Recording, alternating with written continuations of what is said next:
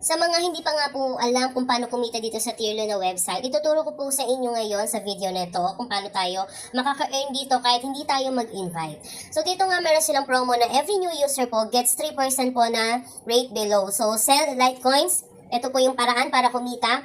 Kailangan lang natin mag-sell ng ating mga coins. It's either Bitcoin or Litecoins para po makakuha tayo or kumita tayo dito. And get 20.8 for US dollar or 15% profit po from each Bitcoin you sell. Ayan. So dito nga po ay kailangan lang natin na meron tayong PayPal account. Make sure po na naka-verify po yung inyong PayPal. Tapos meron din kayong crypto wallet po. Kasi ito yun yung dalawang kailangan po natin requirements para kumita tayo dito sa PayPal po or sa Tierlo I mean. Okay, so dito nga po ay pwede nyo pong mag-direct kayo dito and i-click nyo lang tong login. Tapos dito ay pwede gamitin nyo yung email address po na nandyan sa website po. No need to mag-register. So kailangan nyo lang pong gamitin yon yung Tierlo Royal group.gmail.com tapos yung first or password is I want 25%. So, ito po yung pinaka-dashboard. So, number of transactions for this week, ayan na yan. And ito yung earnings, tapos personal rate is 16.3%.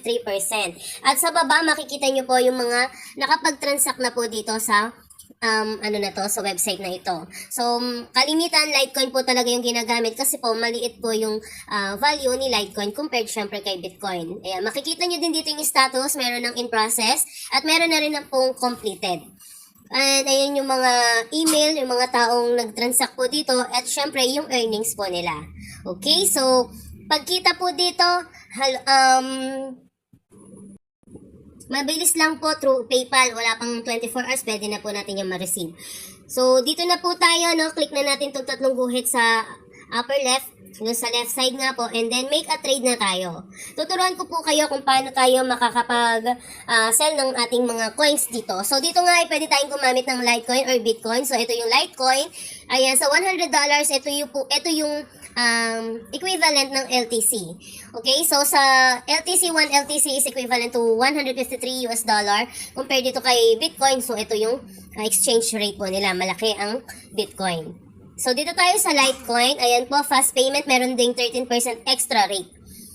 So, kailangan nyo lang po dito ay maglagay kung magkano US dollar yung gusto nyo pong i-trade po dito. Halimbawa, mag-try tayo kay 50 US dollar.